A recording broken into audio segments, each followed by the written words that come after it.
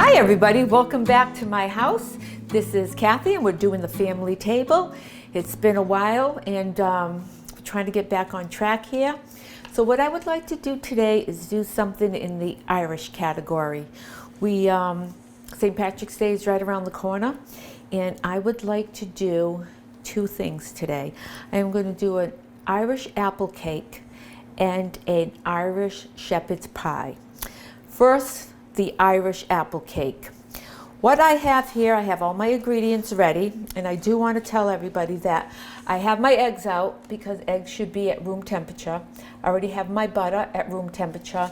My cream cheese is at room temperature also. And then I have some buttermilk here just ready. It has to be at room temperature, so instead of leaving the whole container out, I've already measured my buttermilk. So, to get started, set your oven, preheat your oven at 375. When that's all set, just let it go. Some people's ovens take longer. My oven does take quite a bit of time to heat up. What I've done here, I have a spring foam pan. I love spring foam pans because when you take the springs out, obviously the cake comes out easy. I've got my pan ready. I've also cut out a piece of parchment paper. You can get the parchment paper already in circles. What I do is I buy a roll because I use it often. I've taken the bottom out of my spring foam pan and I traced it. Now if you trace it and cut it out and you still have some pencil marks on it, just make sure you turn it upside down so the pencil mark is not on your actual batter. I use this cooking spray because it already has the flour in it. You can do it the old-fashioned way, do the butter, do the flour, and shake it off. But these products are so nice. You just spray, you got the flour, butter, and everything. It smells pretty nice too. So now my pan is all ready. The next step I would like to do is get my dry ingredients ready. So I have all my pans set up over here, all my bowls. I will do the dry ingredients. So the dry ingredients consist of flour. We will take the flour, got it in this nice little jar here. Well, maybe not little, big jar. And I am going to take 3 cups of flour. Now when you do the flour, just make sure you have like a knife or anything flat so you can make sure you measure it correctly. So it's 3 cups of flour. And we're just going to get it all in there. Yeah, no matter what, I'm going to make a mess, and I know it.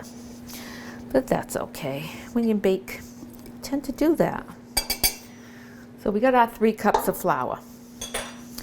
Going to move this right over. We're going to do our baking powder. Now when you do baking powder, you notice that it always has this little thing over here. Well, it has that for a reason. This is a 2 cup, what is this one here? 2 cup teaspoon measure. So I like that instead of doing 2 single ones. You're going to go in there and you're going to rub it right against the can. It's built in that way. We're going to do our baking soda, which is a 1/2 teaspoon. I put all my stuff together. It's very important that you get everything ready because you do not want to go running around in your pantry, your refrigerator, or wherever and try to put things together while you're in the midst of getting your items ready, whether it's, you're baking a cake or even cooking. Our next one is salt. I try to do it in order. That way I don't miss anything because I've been known to do that. So we're going to do, it is 3/4 of a teaspoon. Now I'm going to measure this out because I like to do my, use the palm of my hand when it's just a teaspoon. But when you get a little bit more, I tend to not necessarily do that correctly. And we don't want to do anything wrong.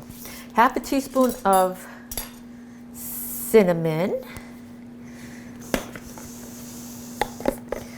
I got this big thing, same thing. See how that is done? So you do the right measurements. Clove. Huh. We got a lot of little stuff going on here.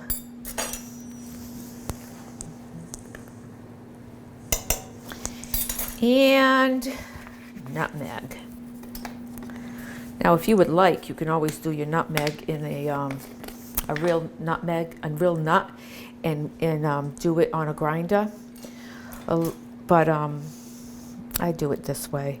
It's just as good as doing it. Maybe not as good as the fresh, but it's a lot quicker, and you get done. And really, it's the same ingredients. So now that we have this all set, what we're going to do is we're just going to put it on the mixer, and we're going to just get it mixed up. Ooh, I don't want to break anything. I just got it. Last time I made something, I was making actually stolen for the holidays, and I blew out my mixer. It just couldn't handle me. So I got this new one, and I'm so excited about it. So we're just going to put it on stir because we just want it to stir up. So while that is working, we're going to get the apples ready. Now what I did was I cut up my apples yesterday.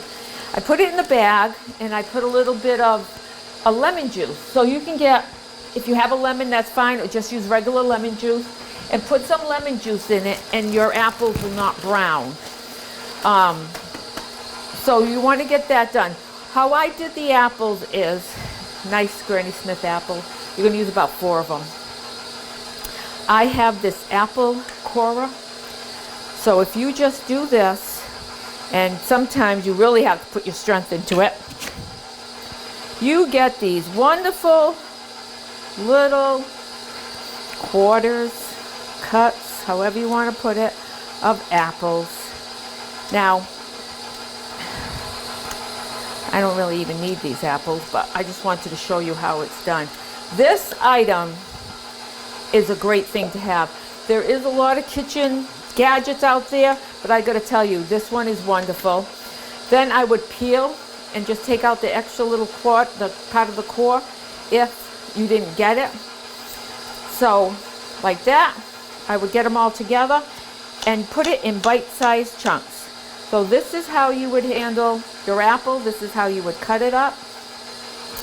And then, of course, you can snack on it if you want to, which I will. It's all mixed. Take the apples. They're chopped. While you're chopping, you want to put a stick of butter into a saucepan so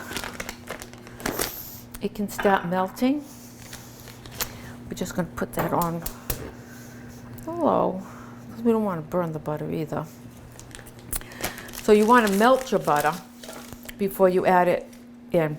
So now the Granny Smith apples, let me just make sure we're putting this all together. Cored, peeled, chopped. And we're going to put these apples in the mix. Let me just lower this so I can get that in there without getting... 4 Granny Smith apples, peeled, chopped, cored, and we're going to put it all in the mixer. And what we're going to do is we're just going to mix it enough, stir it enough, just to get it coated with the flour mixture. Just going to put it on stir and let that go. Now in another bowl, there's a lot of bowls, we are going to get the wet ingredients ready. So the wet ingredients will be this butter, which is almost melted. We're going to add the butter, oil, and we're going to do some sugar into this wet ingredients.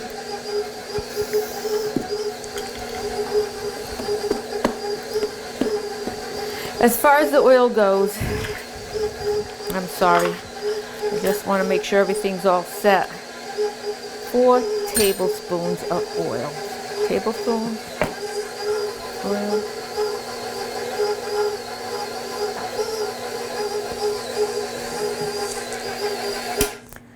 Mixed.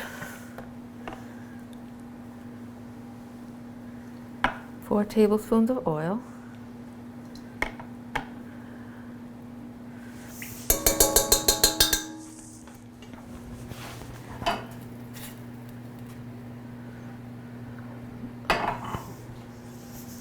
We're going to do,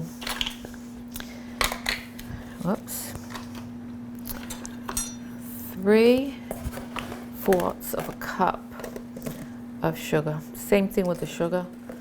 Just make sure you put what you're supposed to put in by doing this. Oops, sorry. Want to make sure that's 1/4 of a cup.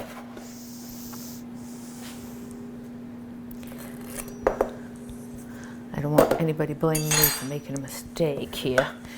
And then they have sweet, really sweet sugar. So, now we got that all set. What we're going to do is now I'm going to take this off. So we're going to add the butter to that. We're going to mix that up. Butter's all set. I'm going to take this down. Take my little mixer off. You can do this with a hand mixer if you really want to. It's it can be done that way. But oh, look at this. It's got a peel on it. Uh-oh. Let me do that. Okay.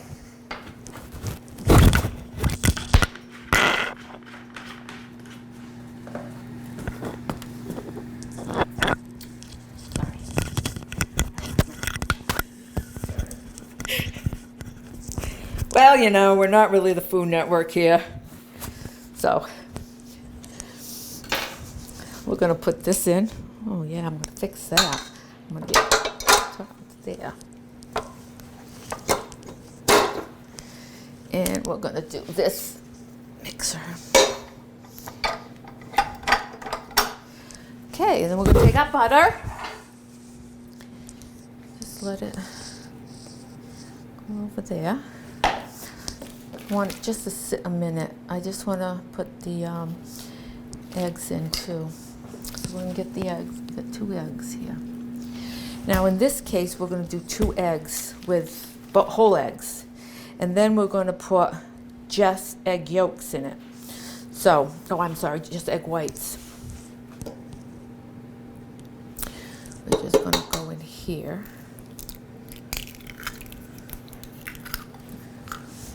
The butter can go in. Okay.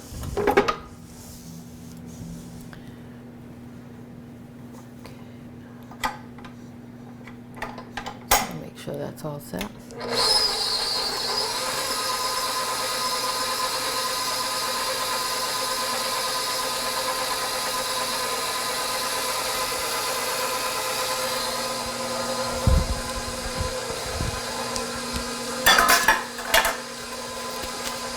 Okay, so now we got the 1 egg so far. I want to add the eggs 1 at a time. So I'm going to put that a little higher.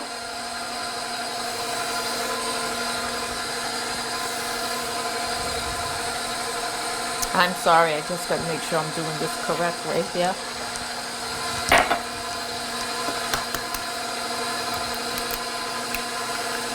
Then we're just going to do egg yolks. Now, you can do it with a fancy gadget, or you can do it this way.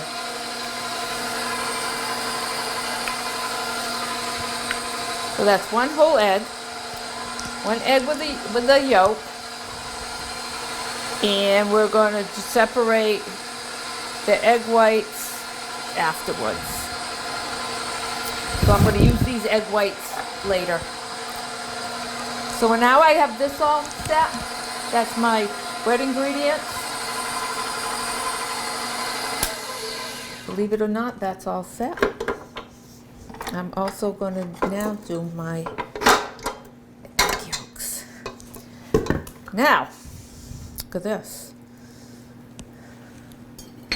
We're going to get another bowl because I got so many of them. I might as well use them, right? We are going to do the egg whites. Now, the egg whites, we want it to be nice and fluffy. So we're going to get this together. I'm going to do that. I'm going to pour this egg white right in there already. I'm going to get 2 more eggs, actually 3 more eggs. I want the egg white, but I do not want the yolk. We should really do it in a separate one. In case there's a shell, you should always do it separately. So we're going to get the white, not the yolk.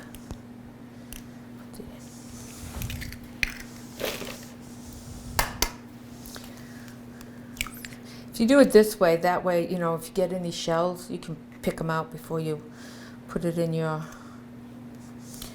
product. And that way, when somebody says, oh, you got something crunchy in here? Not that it would hurt anybody eating an eggshell. It's just kind of funky feeling, I guess. There we go. Now let me just rinse off my hands.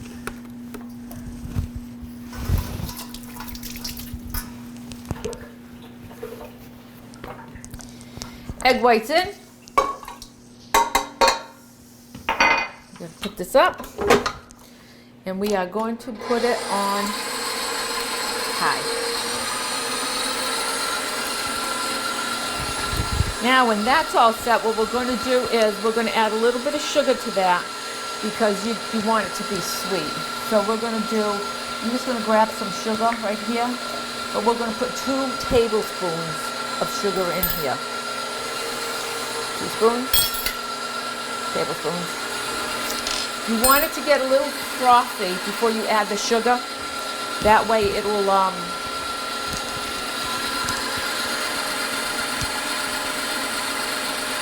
peak up a little bit quicker. So if you added the sugar right now before you have that little frosty thing, it'll stay flat.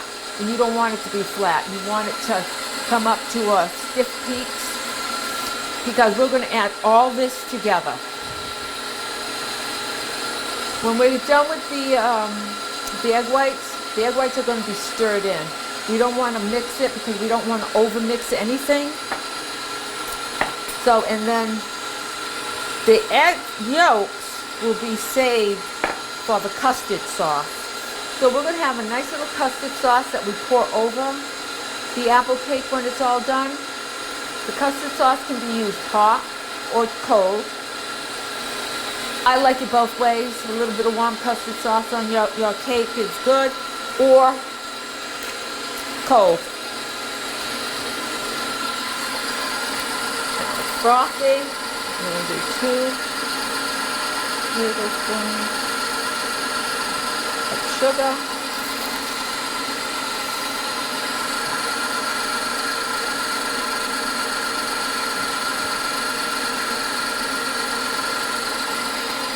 Okay.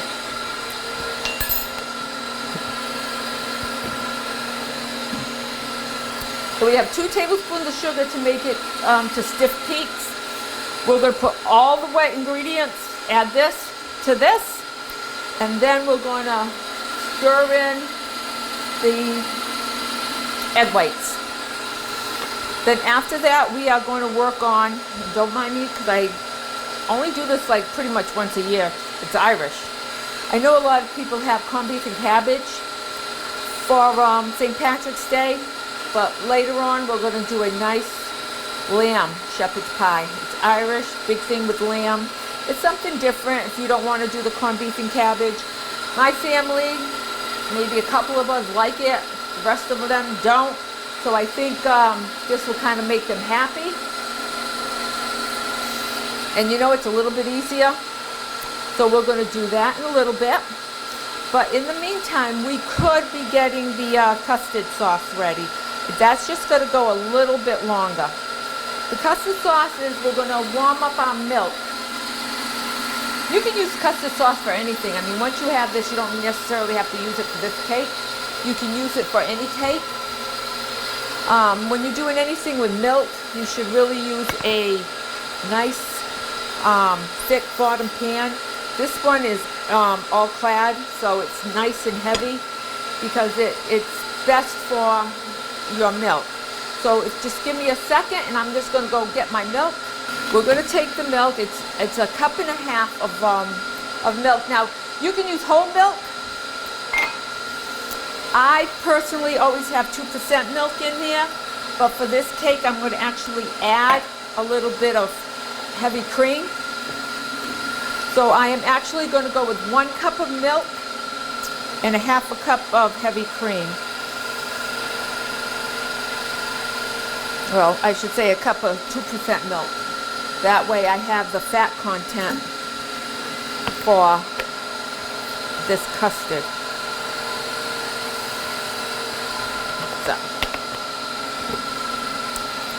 So we have that. Just move this right over here out of the way for now. That is almost there. So the milk is now going to get warm. Now you're going to heat the milk up. You really do not want it boiling, just until bubbles around the sides, because you don't want to boil your milk. You don't want to scald your milk. You just want to heat up the milk at this point. I'm going to put it on the stove. What I'm going to do is I'm going to put it on real low because I don't want to lose, actually I'm going to put it on simmer. I just don't want to lose track of the milk while I'm doing this. So this is almost at peak where it should be. And we're going to be doing this, getting this all ready.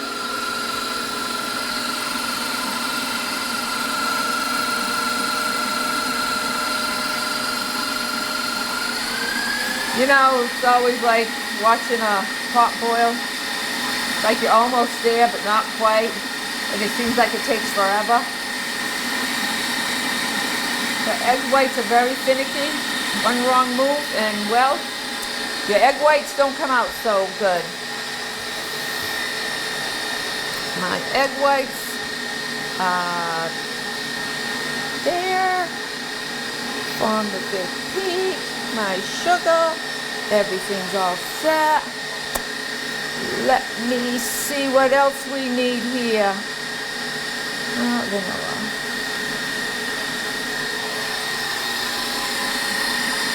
Okay. It's like an airplane coming to a landing. Okay. Let me see my peaks. Yeah. Now, stiff peaks. When they're talking about stiff peak for egg white or cream, notice it doesn't move. So it's pretty stiff. So let me just get that ready. I'm going to add my vanilla to my wet ingredients. And that's my oven telling me, hey, we're ready. 2 tablespoons. There we go. Wow, my vanilla doesn't want to come out.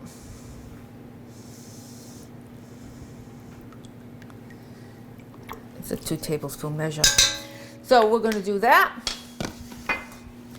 We're going to put this back in. This is going to be messy, hopefully.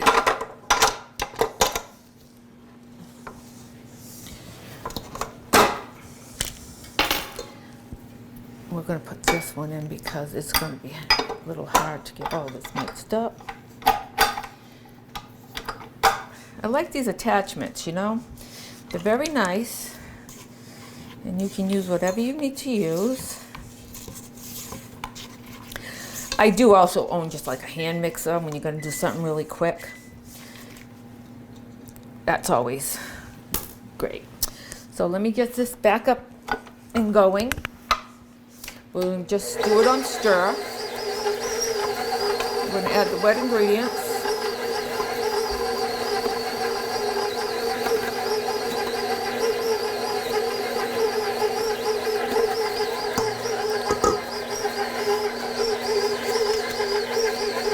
all the wet ingredients.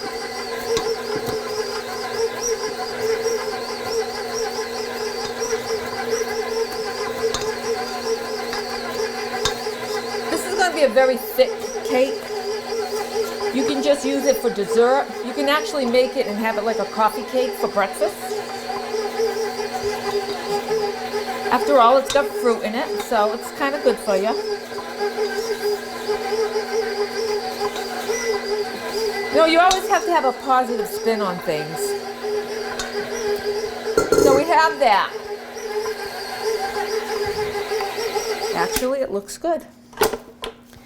You're going to try not to over mix anything because then it doesn't do its own natural thing. Now, there we go. We got it all nice and mixed. See that? It looks yummy. Looks yummy already. Yes, stove, I am coming. Look at that. Will you look at that? Okay. Put that in there. So I'm going to scrape down the bowl.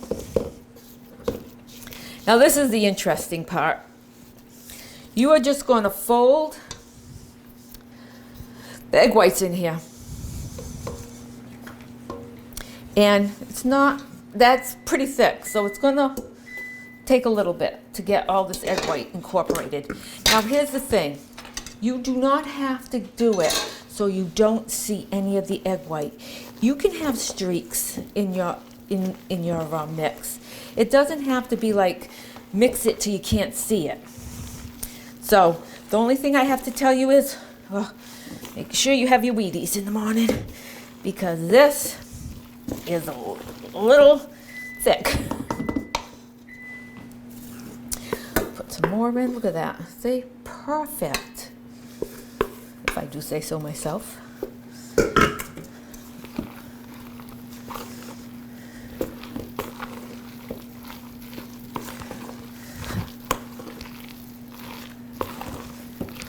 So while this is cooking, what we're going to do is we're going to get the sauce ready.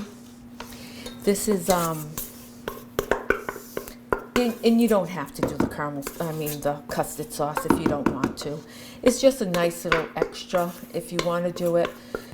The cake is wonderful without the custard sauce, so you can do whatever you would like.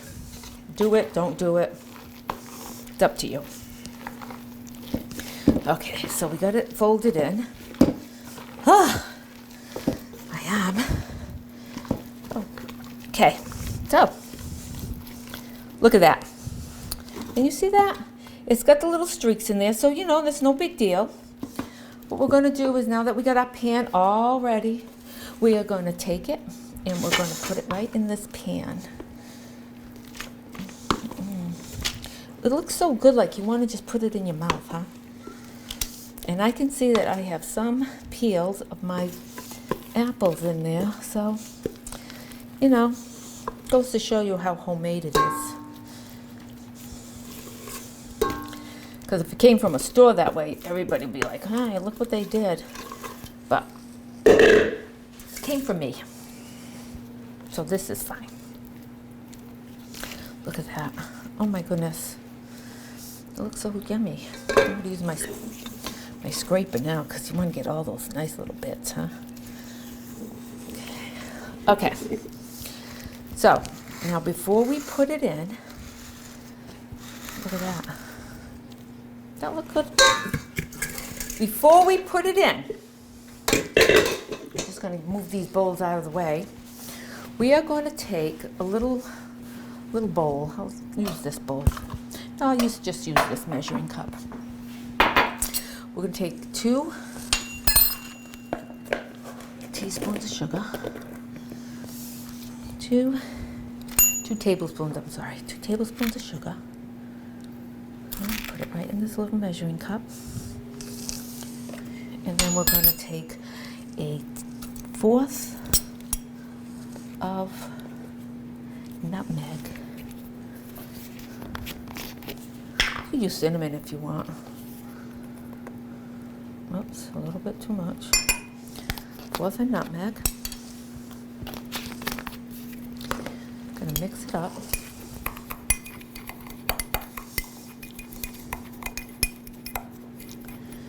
what we're going to do is we're just going to sprinkle it all over the top.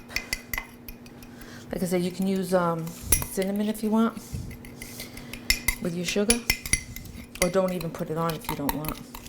It's okay. That's okay too. And now we're going to pop it in the oven. I have my oven, it's already for 375. I'm going to take this, I'm going to put it probably in I would say the middle rack, and then you're going to put it right in the middle of your rack. It's going to take about 55 minutes. So we're going to actually set the timer because I got so many things going on, I don't want to forget I have it in the oven. I don't think I will, but come on. If I just keep doing it, it'll just jump to like 2 hours. I don't want that to happen either. Okay, so that's on. We'll check the milk for our custard. I don't see any bubbles yet, so now we're just going to put it down to low. And I'm going to watch the bubbles. So now for the custard, it's the milk, which we're warming up. We're going to add sugar. Oh, well, let's use this bowl.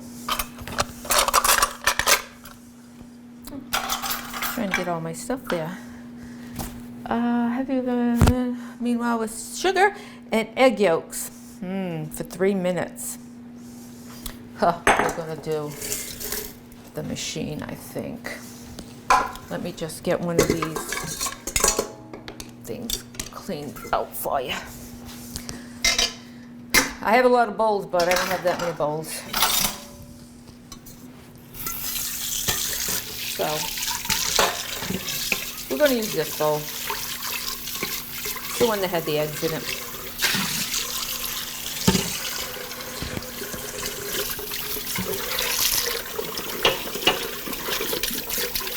I have to do it, and if I'm washing bowls in between, you have to use cold water, especially if you're doing any kind of things with eggs, or you want to do anything with cream like that, because you don't want to heat up your bowls.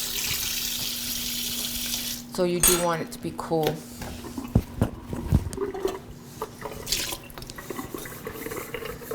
Okay. Let me check my... Okay, there we go. No little bubbles yet. Oh, almost there.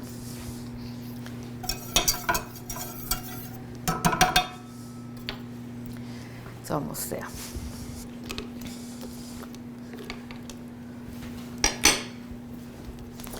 So, let me rinse this one off too.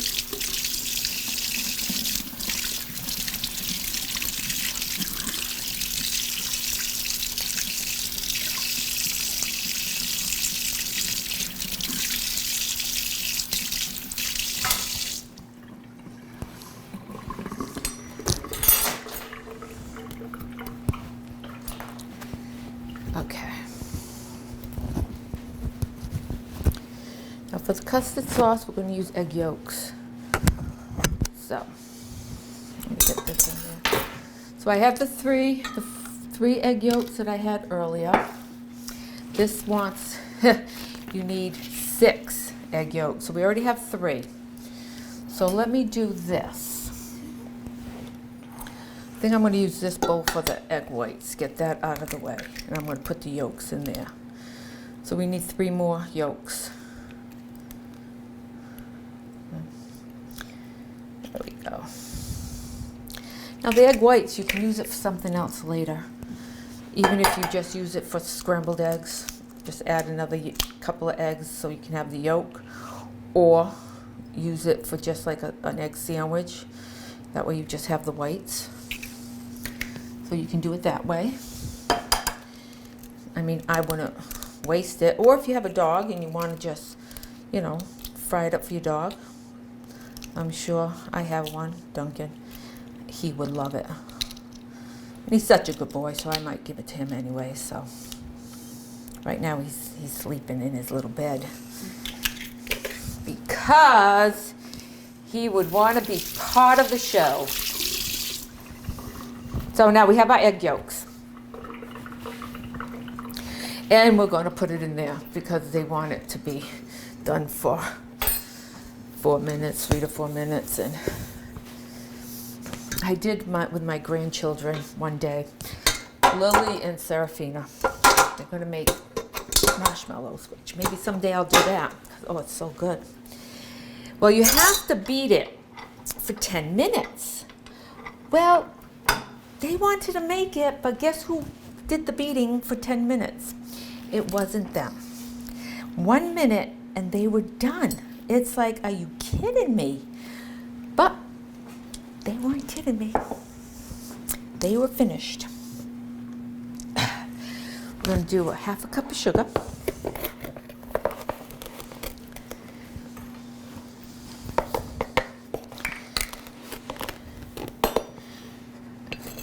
I didn't have this. It burnt out my other one. And they were not going to stand there for 10 minutes.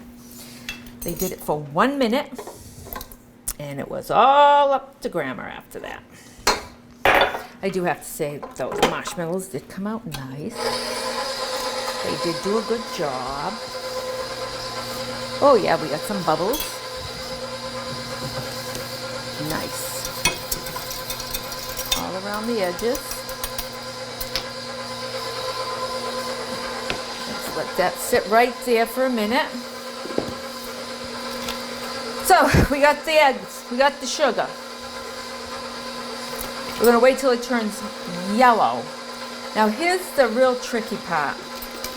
And it is a little tricky. Once you have this mixed, you have to temper it.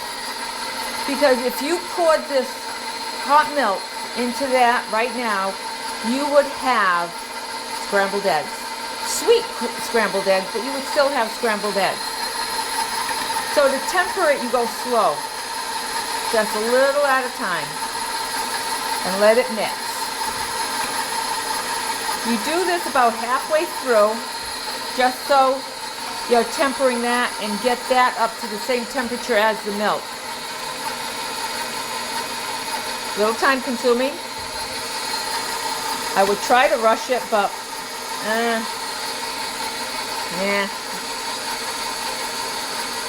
I could give it to the dog though.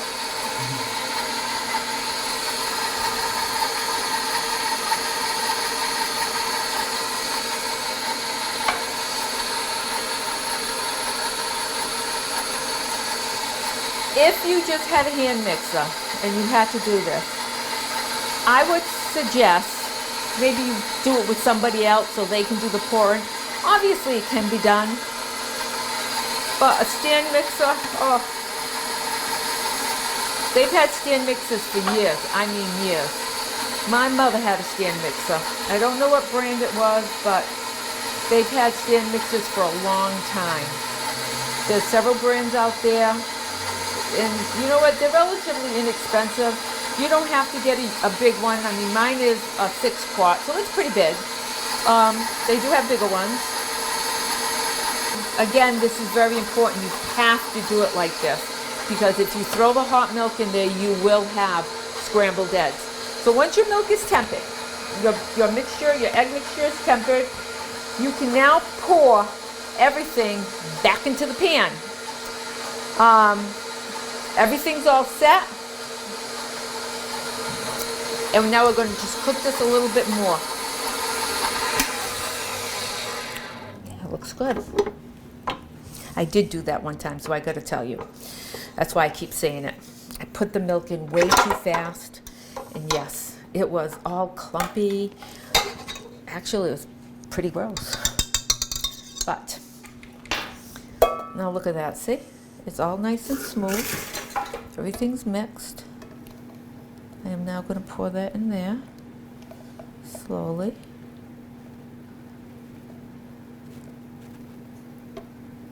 Okay. Now, that's all in there. The whole thing with this is don't try to rush it. You know, like I said, I've only do this around this time. So yes, I am following my notes and going that way because I do want you to see exactly how it's done. This is not anything that can be rushed. So what we're going to do now, we're going to let it sit there in warm, probably medium heat. And you got to keep an eye on it. You're going to have to keep stirring it because once it starts going, your custard sauce will thicken. So we're going to get this up to par. We're going to stir it. It's already, you know, starting to thicken up too. Now you can use like a candy thermometer here. The candy thermometer will tell you you should go up to like a 160. But again, you don't really need this. It's something I have. I mean, I've used it because I have it. When this is done and it comes up to the temperature it should be, you should be able to take a spoon, put it in, and it should stick to the bottom of the spoon. So you just go like this and you just watch it. If it coats your spoon, then you're all set. Your cake comes out, it's going to be nice and warm. I would let it cool a little bit. But by all means, you can let your custard sauce cool and it will be perfect. Or let everything get cold and do it cold. That's totally up to you. But once this is all set, we will get that going. Now, what I'm going to do here, we are not going to just wait for that to go. It will take a few minutes. I'm just going to tell you, continue to stir it. It will thicken up. What we're going to do is we're going to take a small break, and when we come back, we'll start the Irish shepherd's pie. So we're back. We're on our second item here. It's going to be Irish shepherd's pie. I finished the custard sauce for our apple cake. Our apple cake is still in the oven. It is still cooking, and it looks wonderful. So for our next step on our Irish day here is the Irish shepherd's pie. Now again, just like when you bake, you get everything ready. Have everything on board when you're ready to do this. The first thing we're going to do is we're going to chop some onions. Now what I've done, again, I've chopped everything ahead of time. It's just easier. So obviously, if you can do that, you're going to make something the night before and you can do some prep. Absolutely. You're going to take one onion and you're going to prep it up. And what you're going to do with the onion is going to be just little chops like this. Just chop it up. If you have a food processor and you can chop it, that's fine. It's easy to do it this way. Just make sure you have a nice sharp knife. Everybody should have a nice sharp knife. If you do, I mean, it's just best. So if you have one really good knife, then that's great. I mean, you don't have to have a whole bunch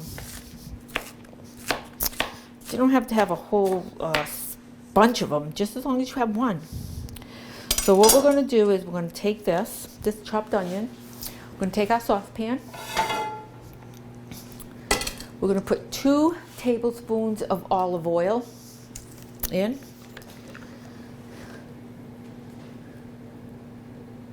Okay. I always keep my olive oil by my stove. I use it a lot, so it's always there. I'm going to take the onions. Now this is one whole onion. I've already cut half of it, and I just chopped the other half.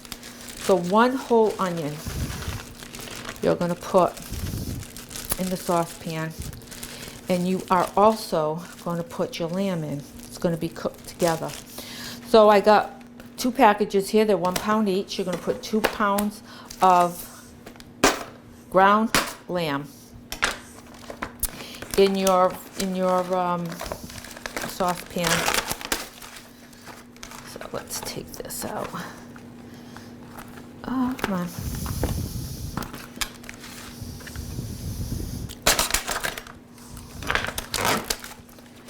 Okay, we're going to get this lamb out here. You definitely don't want to put that little plastic thing in there. There we go. Just get it right out. So these packages are £1 a piece, so, and you can get them anywhere, especially at this time. You can get it pretty much at any grocery store. It's St. Patrick's Day, so everybody's got your corned beef, you got your lamb chops. So in the pan, we got the olive oil, the ground lamb, the onions, and we're also going to put a teaspoon of butter. Butter is great because everything is labeled for you. You know exactly what a teaspoon is. Just put it in. Make sure you don't get any paper. Put that right back over there. And we'll get this on the stove. So what you're doing here, you're going to cook it until the onions are a little soft and there is no more pink on your lamb. Now I got this nice little device. It's great. When you're doing hamburger, you're mushing it up. This, you hit, you twist, and it separates everything. It's wonderful. My daughter keeps trying to steal it from me. She said, but you got 2. I know, but I used 2. Oh. You can get this anywhere too, in the kitchen gadget aisle. So we're going to leave it right there for now and let that cook.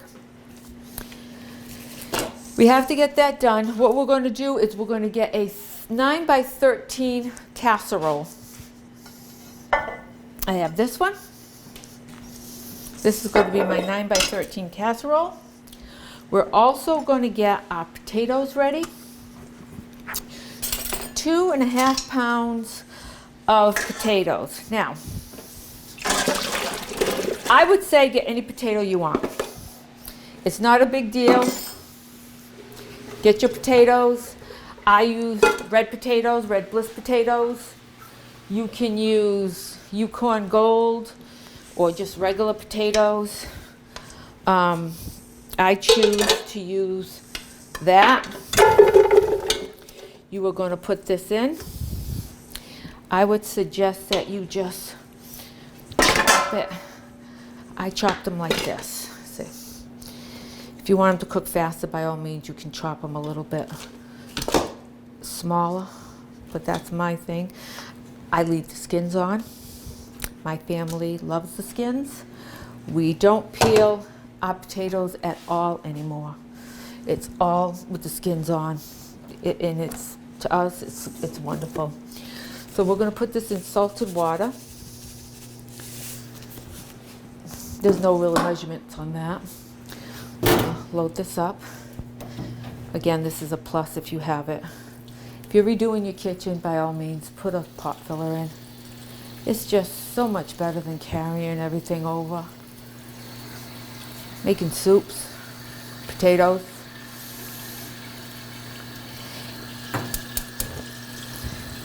If you can actually put it in your kitchen now, that's great. But if you're remodeling your kitchen, think about a pot filler. You're going to put about 1 inch over the potatoes.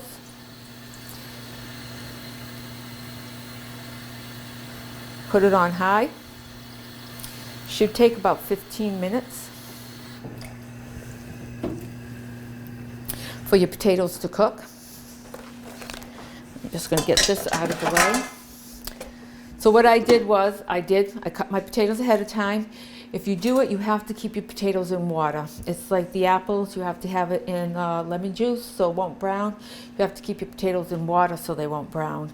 Like I said, I just use regular red potatoes.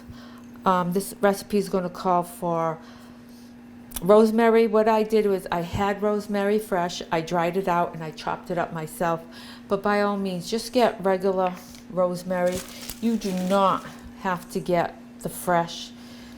The fresh is nice. If you're going to do regular in a jar, dried rosemary, put just a little bit more in, because you kind of like lose the flavor once it gets, you know, in your cooking. So I'm going to get my flour ready, because we are going to add flour to our lamb and our onion mixture, because we want it to be thick we want to put it like a little gravy, but not much. See, it just chops everything up. You just go in and twist a little bit, and then you have this nice ground.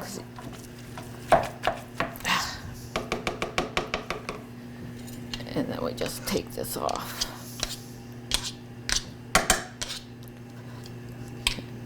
Okay, so we're gonna let that go. So I'm gonna get my flour ready to put in there. It is, let me just double check, 1/3 cup of flour. And I have that there, right here. 1/3 cup of flour. Oops, right here. Where's my knife?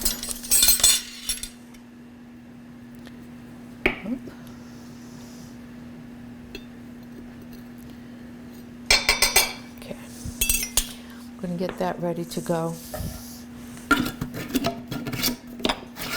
Now, when the potatoes are done, the potatoes are going to be great. The potatoes that we're going to put on the top, you can use these potatoes for any dish you want. What we're going to do with those is going to be so great. We're going to put a yolk, 1 egg yolk, a little bit of milk, and this wonderful Irish cheese. I've already shredded it. It comes like this. It's Kerrygold. It's Dubliner. This is true Irish cheese. You need to get it. It actually comes from Ireland. Imagine that. So you can get this anywhere too, depending on what you want. I got a big one because I just like cutting it and eating it. So I bought it like this. I have not seen it actually shredded already. So I used my food processor and I got it all shredded. We're also going to be putting in now, I know, not good for your health, but boy does it taste good. Some cream cheese, milk, a yolk. Yeah, there's no way of making this healthy, but it's good. And like I said, you can use it for any dish. You do not have to just use it for this. And then you can put any cheese really you want, but because we're making this an Irish shepherd's pie, we have to use the Irish cheese. So we go with this. Look at that. The onions look wonderful. Pretty much got everything incorporated in here. So we just got to get this cooked down. There we go. Put that over there. Got it on medium. Okay, so we got the flour ready because that's going to go in to thicken up the pot. We're going to incorporate the flour. We're also going to incorporate pepper, paprika, rosemary, cinnamon.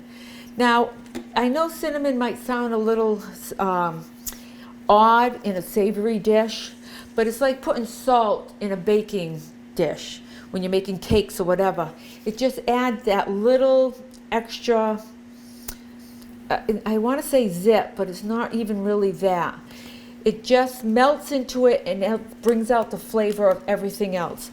Now, the ketchup, I thought that was pretty funny though, but you know, because my husband is when we make French meat pie or we make the regular shepherd's pie, he wants gravy. I want ketchup. So I guess maybe I won't tell him there's ketchup in it. I don't know. Not that he don't like ketchup, but you know, ketchup does go in it. And of course, we go put some garlic in there. When we're all set with that, the other thing is we're going to put frozen peas. You want to get canned peas, that's fine too. I prefer the frozen peas. And if you're going to do like a regular shepherd's pie and you put corn in there, again, I prefer the frozen. It just, number one, it's good for you. There's nothing wrong with frozen vegetables. There's nothing wrong with frozen fruit. It is pretty much picked and taken care of, just like canned. It's picked and processed in the cans. And yes, there might be a little bit of salt in there for preserving, but any one of those products, canned or frozen, will be fine. I prefer frozen. So again, you can do what you want. There's no like law about what you got to do. So here we go. We got this going. It's almost done. So I'm going to get my spices ready to go in. So we can do, the flour will go in first, and then salt and pepper and all that. I am going to grab a little mixing cup, and I'm going to get my spices all together while that is cooking. Salt and pepper I'm going to wait because it is to taste. So I know I'm going to add whatever I need to add. Cinnamon, it's just 1/8 of a teaspoon. It's not a lot, but just enough to add that little zip.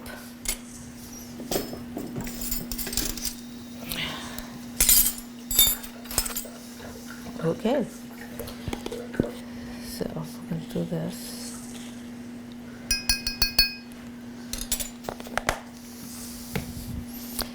We're going to put the paprika. That's 1 teaspoon.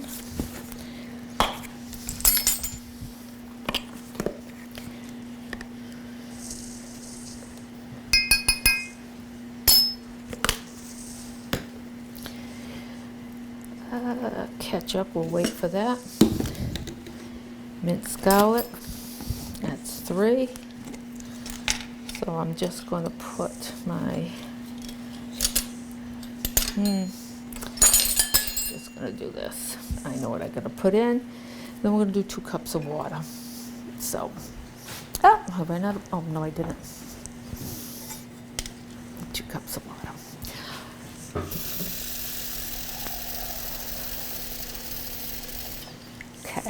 So everything's ready to go. Oh, and I do want to say, I forgot to put the buttermilk in my apple cake. I don't think we're going to have any problems because I think my husband's going to eat it no matter what. But I did want to say that I had the buttermilk sitting out there, and it was buried, but I forgot to put the buttermilk in.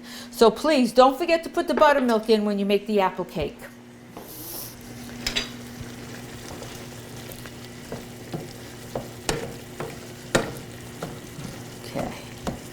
This is almost all set. We're almost there. You got to wait till all the pink is gone. Same thing like if you're doing hamburger. All the pink has to go. We're going to make sure we cook everything right so no one gets sick. You don't want to eat anything raw, especially anything like this.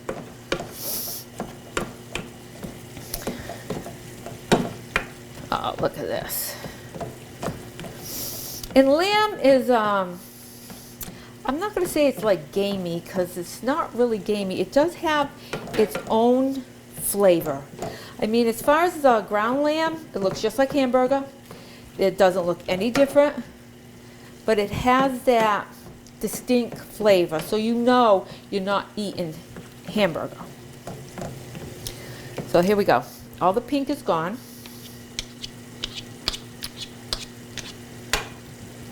Oh, one more piece right there. Let me get that done. I try not to use anything metal in my pan. I don't want to scratch up my pans. I love my pans. If you're going to do, I mean, anybody that even, you know, you love cooking or you even like it a lot, again, like the knife, get yourself a nice set of pans because it's important that, you know, you've got the right equipment. So we're going to leave that. I'm going to lower this a little bit. So what we're going to do now is we're going to start adding. We're going to do the salt and pepper. We're going to do the flour first. Then we're going to start with the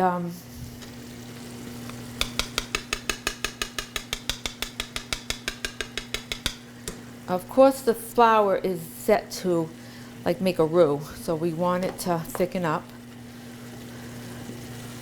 You're not draining this. It's not, you're just leaving everything the way it is.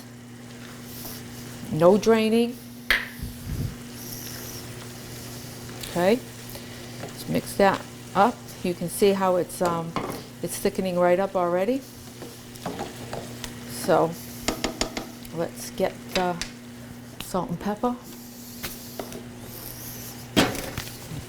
Remember, when you're doing something like this and you're doing it to taste, you know you have to put salt and pepper in. So put the salt and pepper in, but don't go crazy because you can always add, you cannot subtract. So just keep that in mind. I'm going to leave that there because I might have to put more in. I'm going to put my 3 cloves, which is about a teaspoon, a little less, of garlic. 2 tablespoons of ketchup, which I can eyeball, and most people can. Oh, look at that. I'm almost out of ketchup. Then we want to put our spices that we got ready all together right in. Now before I add the water, I want to mix this and actually taste it. See if I need more ketchup. I mean, salt and pepper. Ketchup comes later.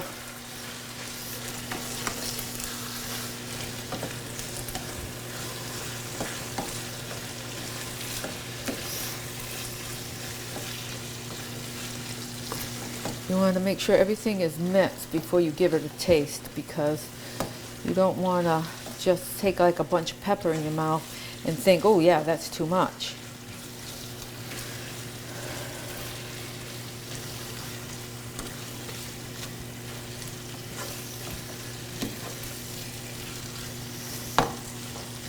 Okay. I mean, people can always add salt and pepper later. There's always that person that needs to have more salt and pepper no matter what, because that's how they are. So it doesn't matter as long as you, as a cook,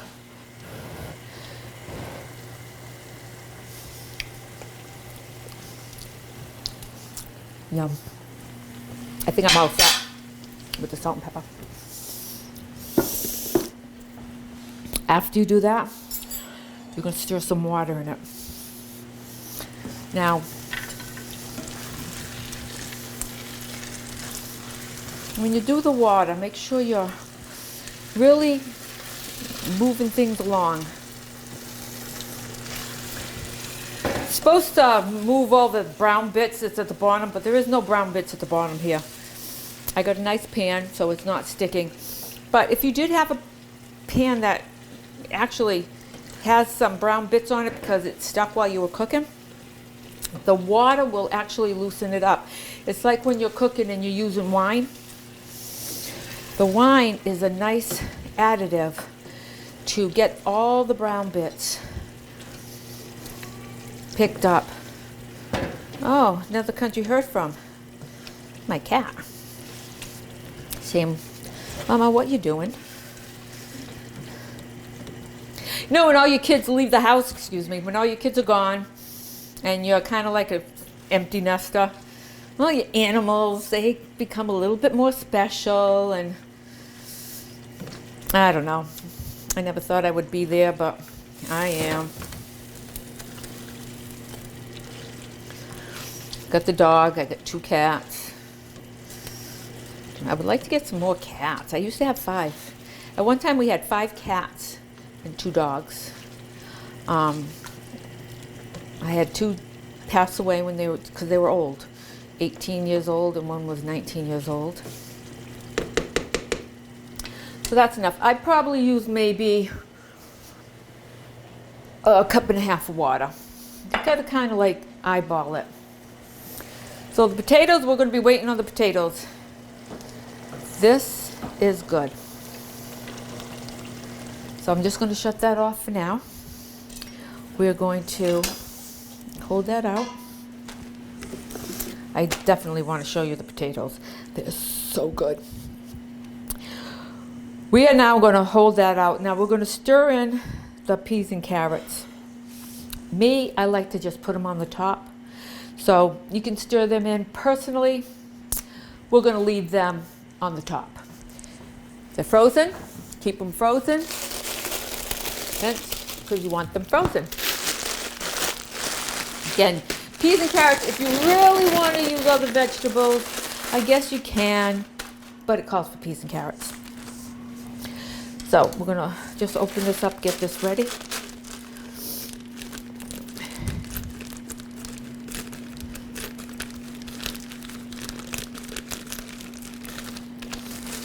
Okay, just hold that right there. And end up all over the thing.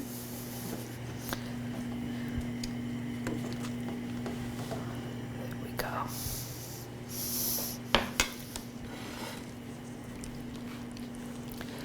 Now, it is a little extra greasy. I'm going to use a slotted spoon to put this in because I really don't want all the, I'll say it, the grease. But you can just pour this right in. See, we got it. It's a little thick because of the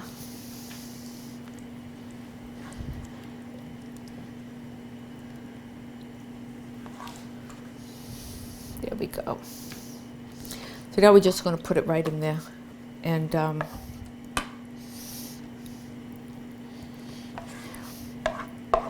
you just cook it after everything's in, the flour's in, the spices are in. You just let it for another 5 minutes. That's all. Yeah. Now, if I just poured this all in, we would have all that extra, I guess, yumminess, really. So, here we go. We'll get this out of the way. The potatoes are just starting to come up to a boil, so let me just check those potatoes. Yeah, it's gonna take a little while. Okay. Now when those potatoes are done, I'm just going to smash them with, actually the same kind of tool. Just going to use this to smash up my potatoes. We're just going to put everything in.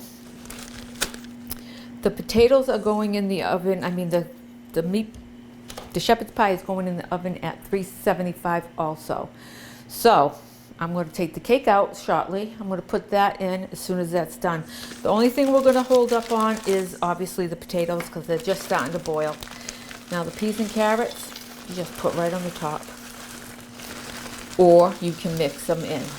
I like them right on the top. It's like having a layer. So we're just going to do that. Look at that. Well, you look at that.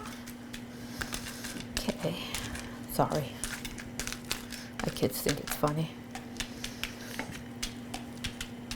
We got the peas and carrots on. Like I said, you can mix it, but I kind of like it that way. The potatoes are done. We are going to drain the potatoes. I am going to put it right back in the pan. Now, when you're making mashed potatoes, drain them and put them right back in your pan because the pan is hot and it helps suck out all the water that's in the potatoes. So, cake just came out, by the way. I'll just show you. Look, it's the cake. So the cake is done. I'm setting my oven. It's always been on, but I could just reset it. 375. We're going to take our potatoes and we're going to pour it in here. And I'm going to get a facial. Try not to stand right over it because you will get a facial and you might like it, you might not. So, put the potatoes right back in the hot pan. Like I said, it helps drain the excess juice, water out of your pan, out of your potatoes. I better do it this way. I tend to make a mess. There we go. Now, this is what we're going to do. We're going to get this ready. I am going to take, we got some, just going to wipe out my things. Okay. I want to get, I am going to put an egg yolk in here. First I'm going to put some milk. Not much, about 2 tablespoons of milk. But I'm going to put it in here, so, I mean, you don't really have to measure it. There we go. Just as long as, and now we're going to put the, I'm keeping the egg whites because my husband will eat the egg whites, so, or Duncan, one of them, maybe both. So the egg whites go in there, but the yolk goes in here. And we're just going to mix that up. Okay, I'm just going to use this to mix it up. Look at that. You should wear an apron when you cook, unless you don't care about your clothes. I have ruined so many shirts, and I got this nice chef's coat, but I have ruined so many shirts because I don't wear my apron when I'm cooking. So the potatoes done, ready to go. Now we are going to put butter. Always gotta have butter. 1 tablespoon of butter. Again, butter's great because it's all measured out for you. Oh. Cream cheese. You're going to put 1/4 cup. Again, you can really eyeball it. You know what 1/4 cup looks like. If you don't feel comfortable eyeballing it, by all means, take your softened cream cheese and actually put it in a 1/4 cup measure. Now, we are going to put the Irish cheese in. This cheese is really good. Did I say this cheese is really good before? It's really good. So I'm going to take this. You are going to put 1/4 pound. Now, the block I bought was, it was a pound and not even 1/4. So, again, I'm eyeballing it, but this cheese is really good. That's about, I guess, 1/4 pound.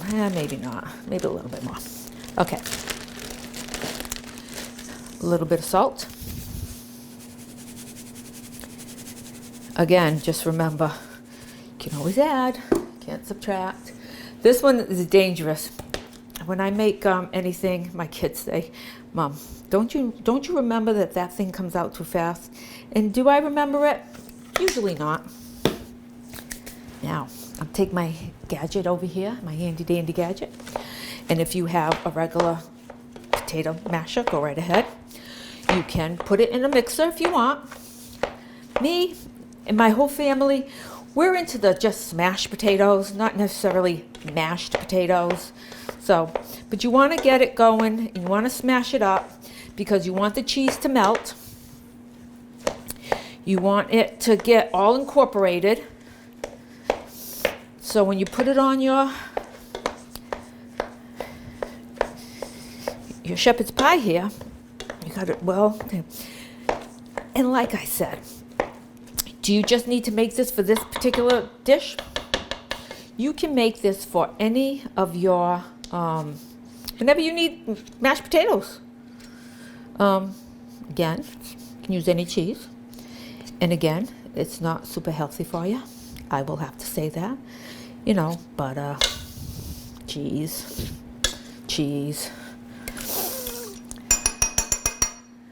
Okay, egg yolk and milk right in there. Oh, yeah. This is just so yummy. I made this. And I just kept eating it. It was so bad, but it was so good. Okay. Oh my goodness, look at that. See, nice and chunky. It's just wonderful. Okay. It's all incorporated. There we go. Let me just get this out of here. And I would have to say that this is one of those gadgets that I would recommend people get, because it's a great gadget. Okay. I am going to use the same spoon that I used for the, so you're going to just put this right on. You see your little, the peels. Some people, it's like they have this peel fetish, like, okay, then peel it. Just, you know, just go ahead and peel it if you want. Me? You know, they tell you that's where all the iron, the vitamins are in the peel. Oops, get that carrot out of there. So just get it, cover it completely.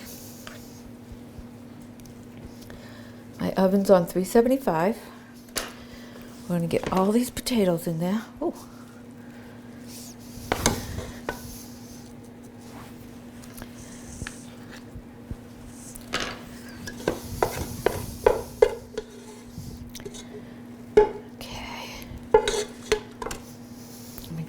This now out of the way. Look, there we go.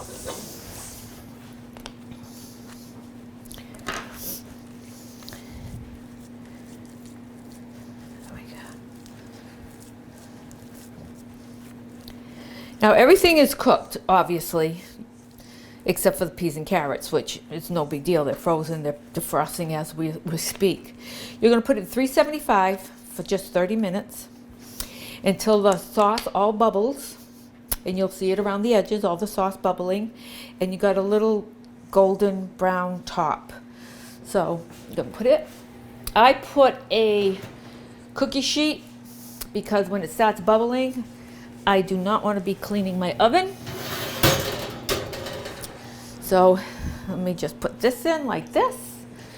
Again, I put it on the second shelf in the oven. Timer, 30 minutes.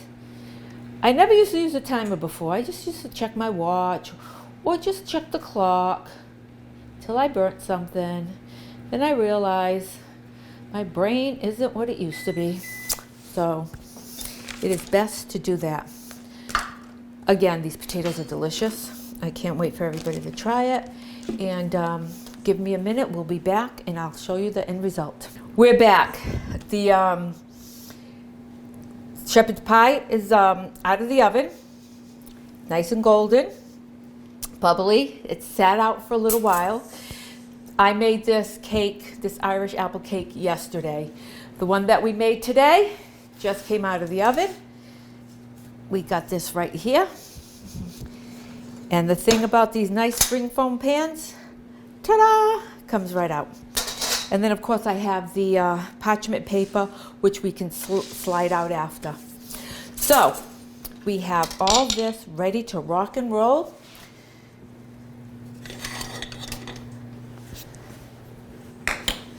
I'm going to cut this. Let's see. Oh, it's all about the potatoes, I think. never mind the lamb and all that other stuff.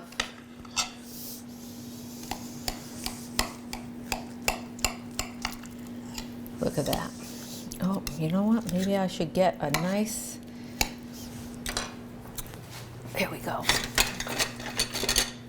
Oh, let me try this one. I want it to come out pretty, but we'll see if this works.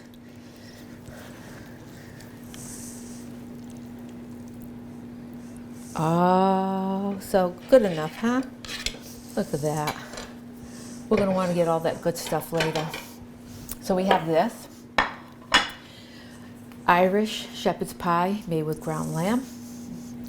And then we have this wonderful Irish apple cake. I'm going to cut this. It's very dense cake. Like I said, you can have this for, you probably have it for, I mean, I would have it for breakfast as a coffee cake. Ooh, look at that. So we cut this, scoop this out.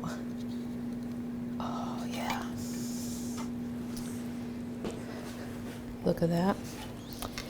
This is the custard sauce. I've had it in the refrigerator so it's cool. All you do is pour a little custard sauce on it.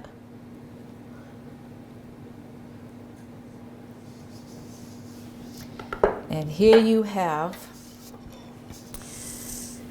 your Irish dinner. I hope you enjoy. Have a wonderful St. Patrick's Day, and we'll see you next time on the family table.